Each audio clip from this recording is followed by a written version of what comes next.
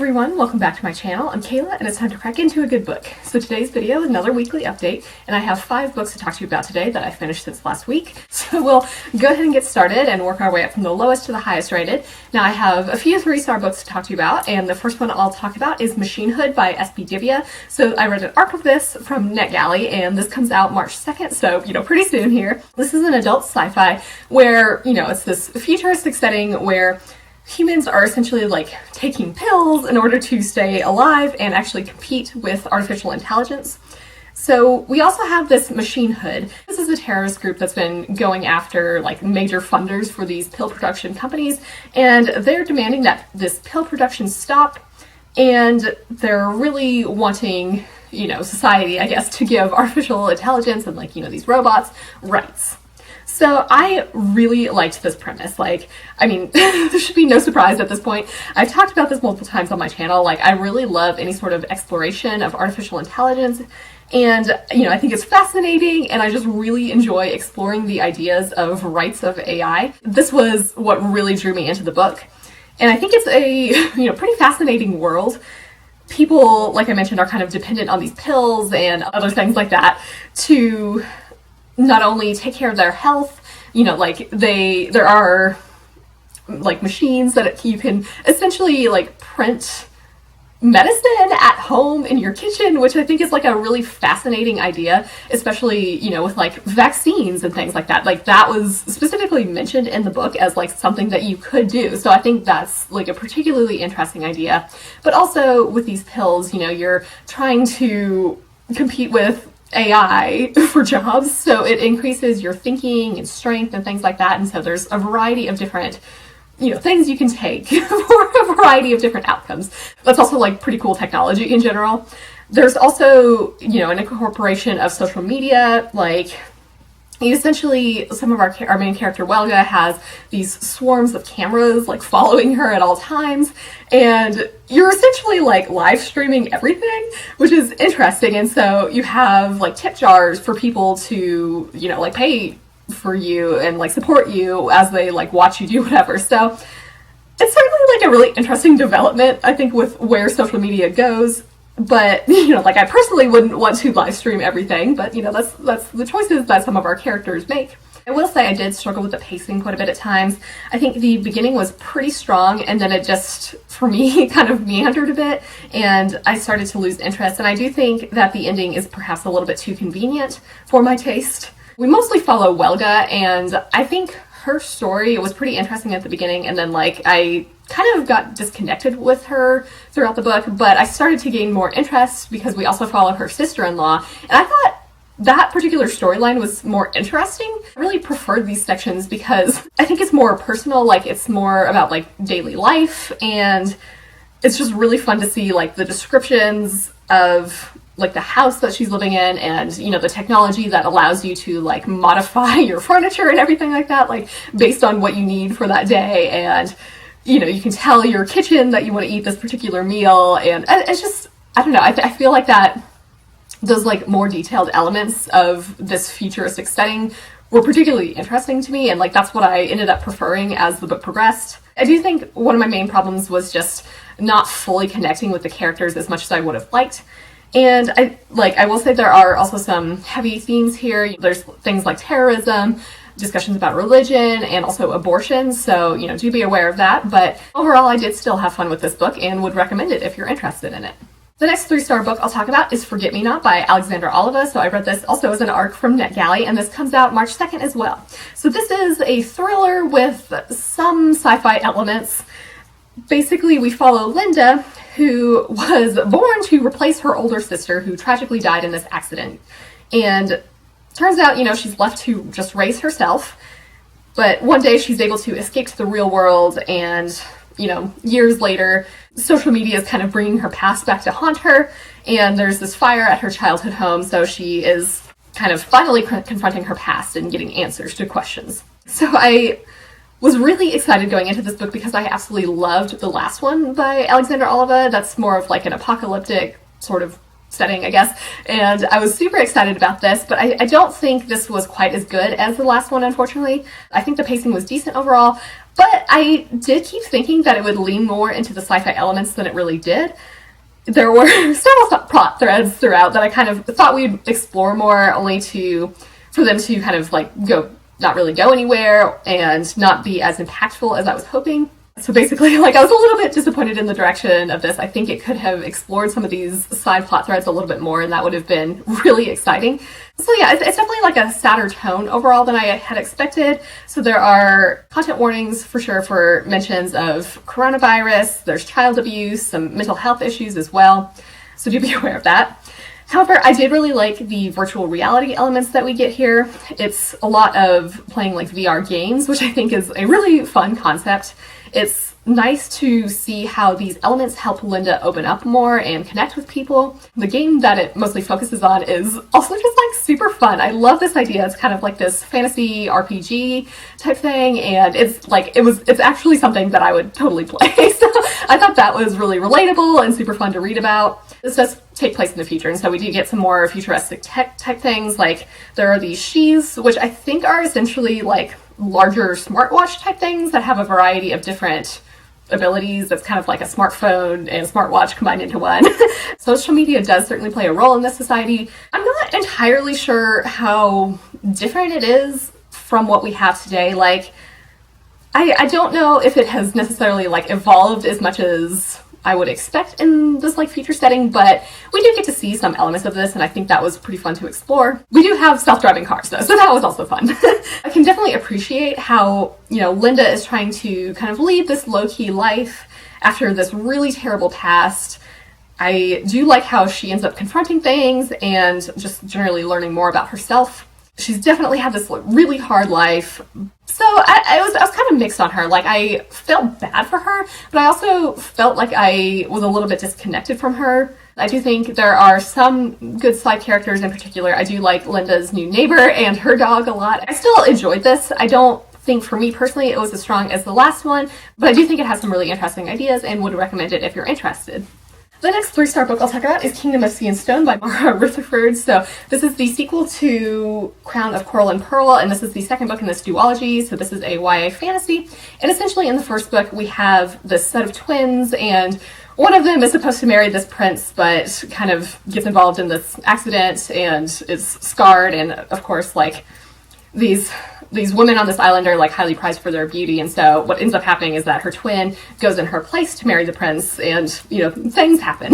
So in this particular book we follow Nor, who is this twin who was sent off to marry the prince, and she has been kind of outcast from not only her old home but also this new kingdom, and we have an old foe returning. So Nor and our other characters must save the kingdom.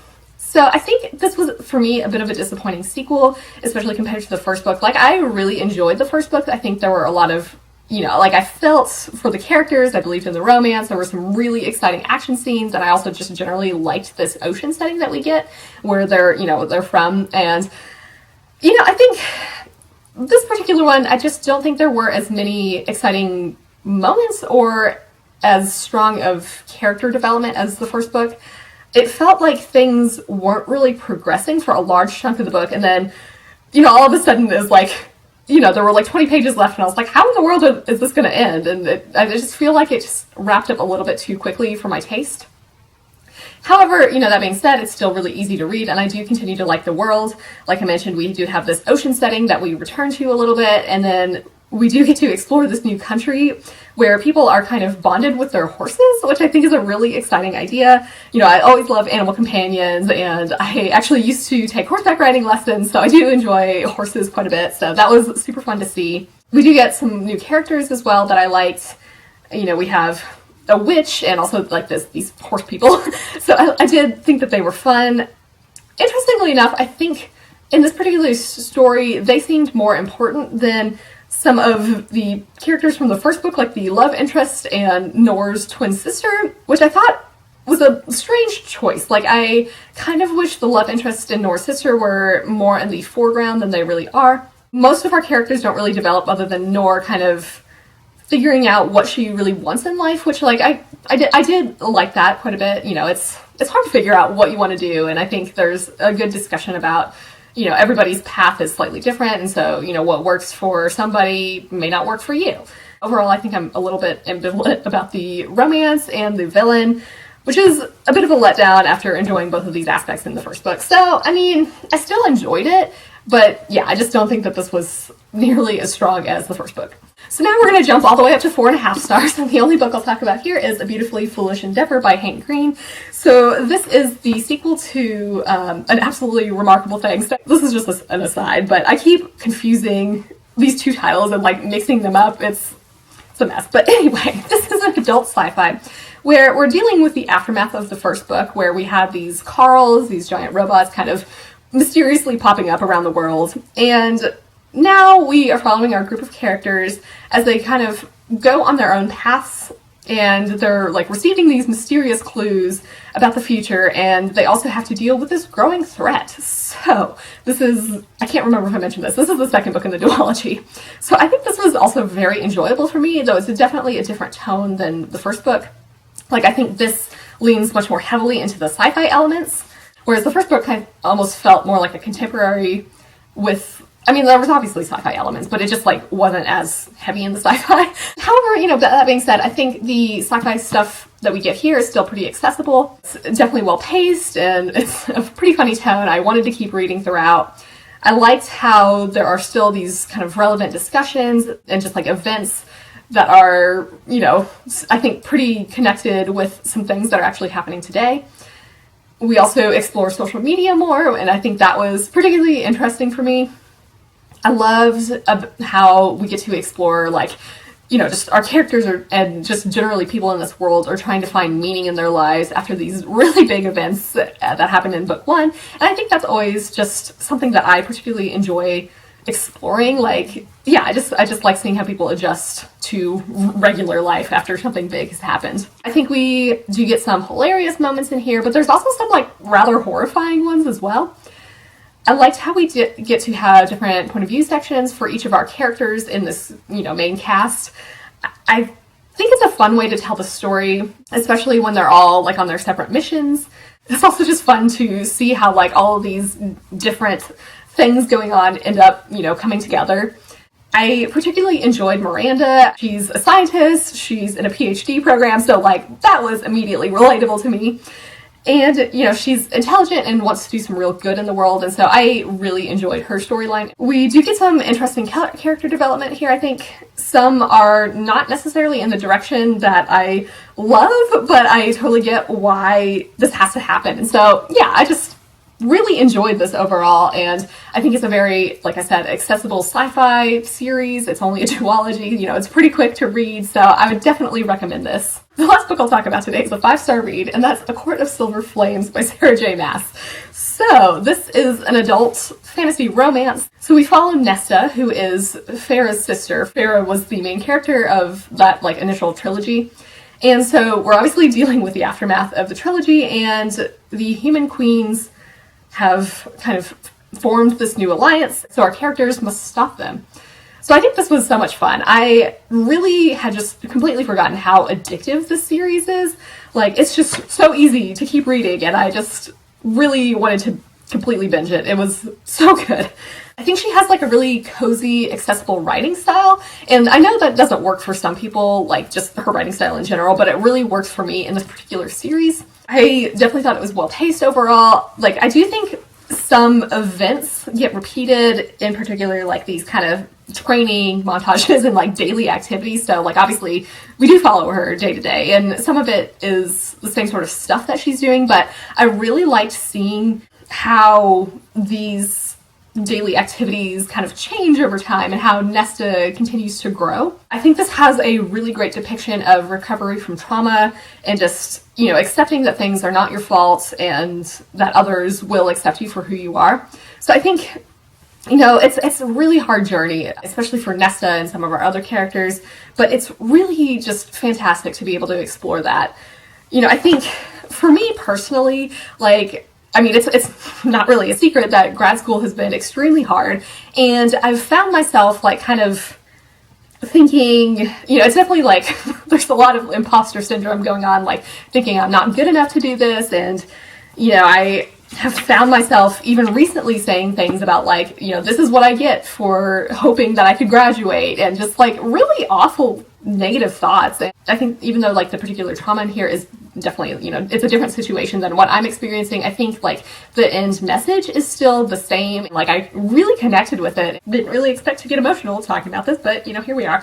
But yeah, so I think that this was just so important to see, and it was just like, I just connected with it so much and just like felt like, yes, like we all deserve to be happy. I do think that some of the trauma depicted here may be a little bit triggering, so, you know, just I guess be cautious of that going into it. And so anyway, our main character Nesta, you know, I didn't really initially like her, especially in the previous trilogy. She has this really prickly personality, but I really changed my mind on her. I think getting to follow her as our main character allows us to really understand her better, and like just seeing her personal journey, I think was just absolutely fantastic. And like I understand where she's coming from. You know, I definitely like her now.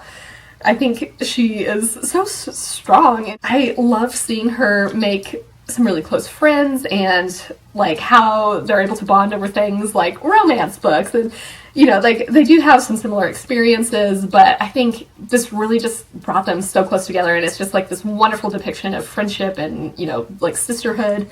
I think Nesta is really able to realize her mistakes and is kind of able to make some changes to her life and her actions. I just also really enjoyed the romance. Like I really wanted them to be together. There are definitely some like explicit scenes here, but you know, I did enjoy them, and I think it allows us to really watch their relationship develop over time. Yeah, and just like in general, I think this book had some really powerful scenes that I really loved.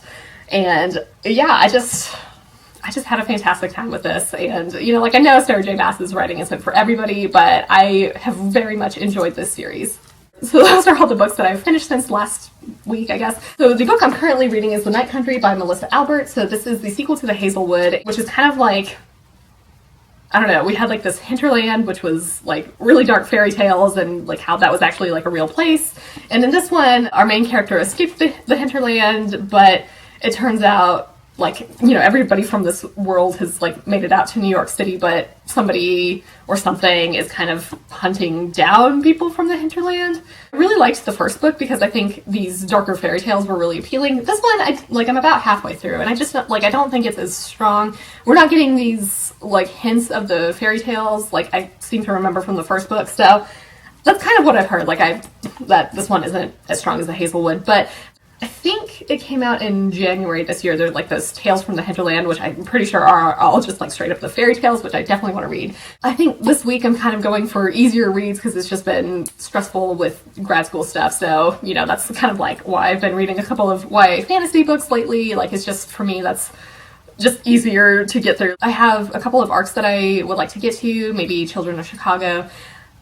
And yeah, I mean, there's definitely like a handful that come out in April, so I think I may just jump on that pretty soon here. I'm not sure if they're already in March, actually. I should check. Anyway. Also, like, you may have noticed that I've been posting some really short videos this week, and this is just like something I'm experimenting with to see if I can, you know, draw in a wider audience and just increase engagement. I think, you know, some of these are going to be more like teaser trailers for longer videos, kind of like what I've done this week with the like favorites of the year type videos. But that won't always be the case. Like I think there's some other short form content that I'm planning on doing that I'm really excited about. So I think this is just like a fun experiment to see if I like it. And yeah, hopefully you enjoy it as well. Let me know in the comments if you've read any of these books or think you might pick them up. And for your question of the day, what are your go-to genres for comfort reading?